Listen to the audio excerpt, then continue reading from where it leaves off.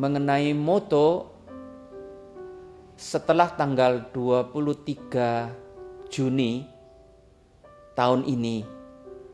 Saya diminta menghadap Duta Besar Vatikan di Jakarta dan diberitahu bahwa Sri Paus telah menunjuk saya menjadi Uskup Malang yang baru.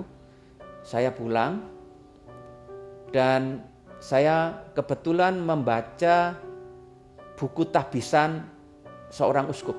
Saya punya buku tahbisan seorang uskup. Saya pelajari dan saya temukan bahwa sebelum saya ditahbiskan, uskup pentahbis akan mengadakan tanya jawab dengan saya. Pertanyaan pertama yang akan diajukan oleh uskup pentahbis, apakah Anda bersedia mewartakan Injil Kristus dengan setia dan tanpa henti? Kurang lebih bunyi pertanyaannya itu. Lalu menyusul pertanyaan-pertanyaan lain. Kalau saya lihat pertanyaan-pertanyaan lain sebenarnya sudah tersirat di dalam pertanyaan pertama, mewartakan Injil Kristus dengan setia. Lalu saya pikir kalau itu memang tugas uskup, maka baik kalau moto yang saya pilih berkaitan dengan tugas tersebut. Maka saya mengambil sebagian dari pertanyaan yang diajukan uskup pentahbis. Saya mengambil moto mewartakan Injil Kristus dengan setia. Tapi dalam bahasa Latinnya, fideliter predicare evangelium Christi. Ya, itu. Saya ingin sekali mengaplikasikan ilmu yang saya geluti selama sekian puluh tahun dalam penggembalaan saya nanti. Ya, tentu saja sebagai contoh, saya dalam pertemuan para pastores, pertemuan para pastor Keuskupan Malang, saya mengutarakan keinginan saya supaya liturgi di Keuskupan Malang itu menjadi semakin hidup, khotbah-khotbah para imam semakin alkitabiah, dan tentunya saya ingin supaya kerasulan kitab suci di Keuskupan Malang terus dikembangkan.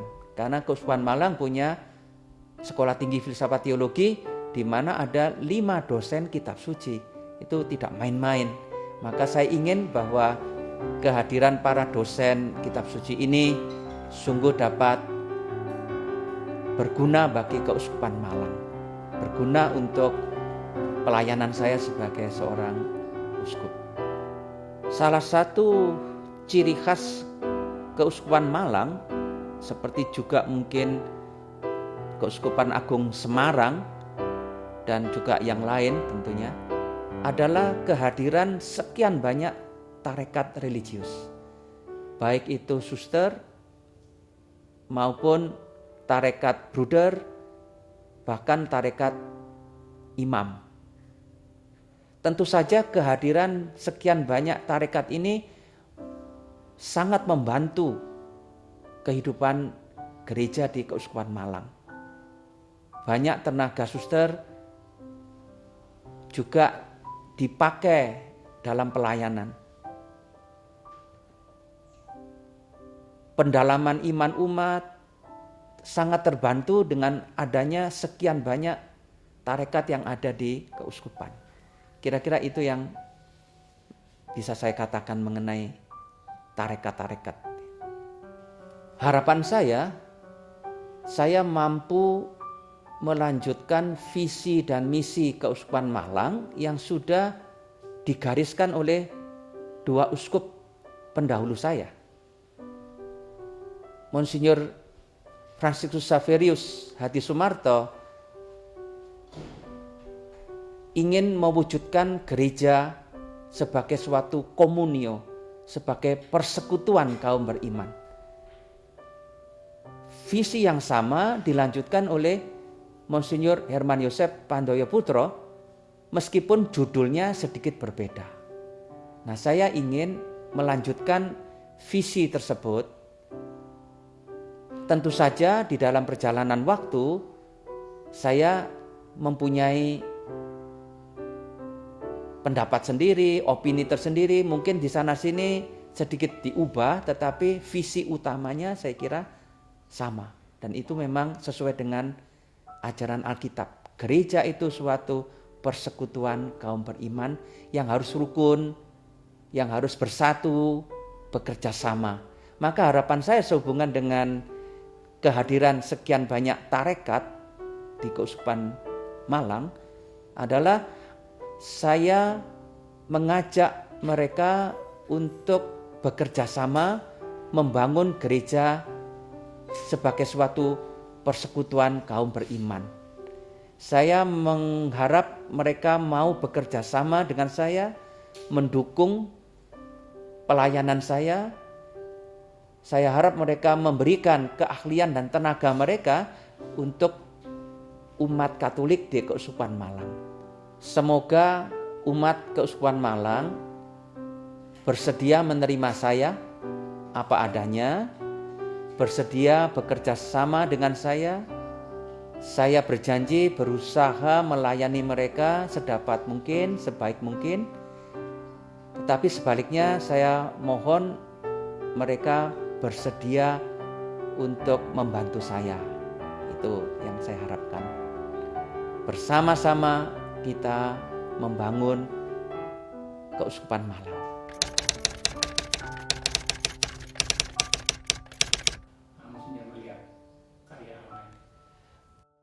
Karya Alma yang ada di Keuskupan Malang maupun di banyak tempat di keuskupan-keuskupan lain tentu sangat berguna bagi keuskupan tersebut. Saya sangat menghargai karya cinta kasih, karya sosial karitatif yang dimulai oleh Romo Paul Jansen. Dan saya tentu akan menerima mereka sebagai bagian dari keuskupan, dan saya tentu harus berusaha membantu mereka sedapat mungkin, karena kehadiran dan karya mereka juga membantu umat di Keuskupan Malang. Ini yang saya pikirkan.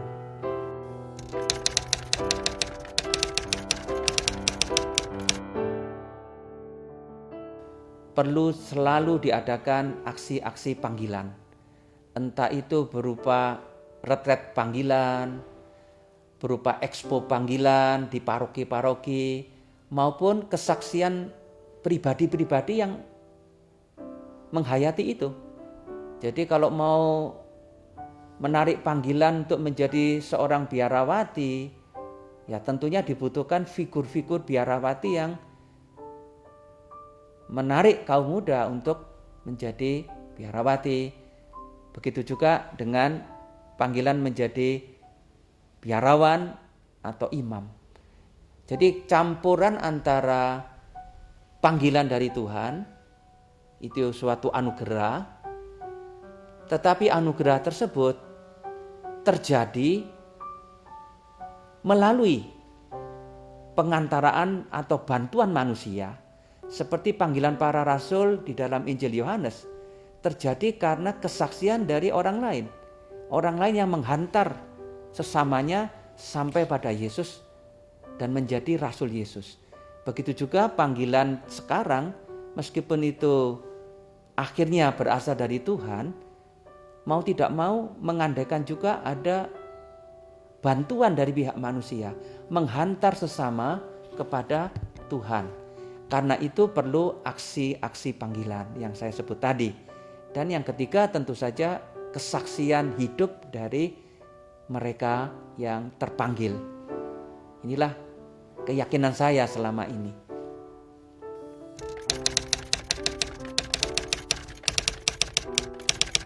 Gereja harus berkembang mengikuti perkembangan zaman.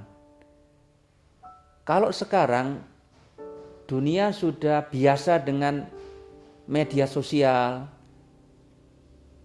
yang baru.